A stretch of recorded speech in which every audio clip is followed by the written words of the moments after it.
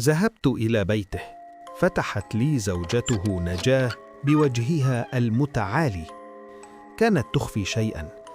دخلت الغرفة فرأيت رضا، أخي الذي كان سند البيت، جالسا كالتمثال، لا يأكل ولا يشرب ولا يتكلم. عيناه مفتوحتان لكنه لا يراني.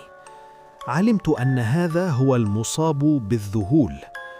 قالت نجاة: نادته في الحقل القبلي منذ تلك الليلة وهو هكذا ينتظر النداء الثاني ليرحل للأبد. نظرت إليها، في عينيها يقين لا يتزعزع بأسطورة نداهة. أما أنا فرفضت.